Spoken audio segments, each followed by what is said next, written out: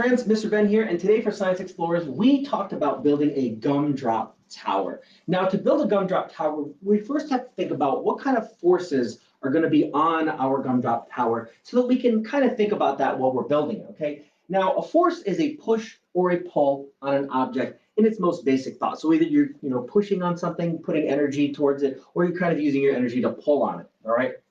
Well, the biggest force that we have to think about when we're building a tower is gravity, because that's what we're trying to go up against. There's lots of other forces that go into this, but this is the biggest one. Okay, because gravity is trying to pull everything down, and also we're pulling on the Earth at the same time, but it's just so much smaller. But yeah, gravity's trying to pull everything down. So when we build our tower, we have to make sure that however it's designed, it's not going to come down from the force of gravity. Okay, so the biggest thing we have to think about is what's going to be the shape of the base, because the more stable the base is, the more stable the tower is going to be, and the better it's just going to be. Okay, so let's take a look at what we have for our gumdrop tower to build. So we have our dots here. You can see I've already started making them there. And then we have our toothpicks, okay? So our toothpicks, if you take a look, they're very straight, okay? So a circle is actually a really good, strong structure, but we can't really make a circle out of our toothpicks because of the nature of the building material. So we have a triangle and we have a square. Now, I built one out of a triangle, you can see here, all right?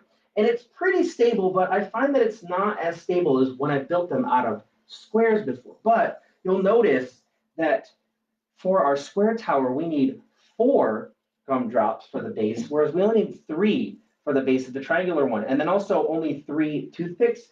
So even though the square one is more stable, it costs more materials. So there's always a trade-off. And that's a big thing whenever you're working with things, is there's one reason to do something versus another way, but there's always a trade-off that you're taking. So we need more materials to build the square one, but it's probably more stable than our triangular one. Well, friends, that's all I have for you today. I'd like to thank National Grid for sponsoring this.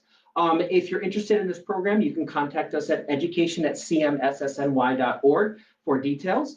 And also just keep in mind, we are starting to be open in April. And if you're interested in coming on in, you can check our Facebook page or you can check our website for dates and times, because we're not open. We're open in a limited capacity. So you got to check it out, and you got to sign up soon because lots of people are signing up and spots will go quick. Until next time, friends.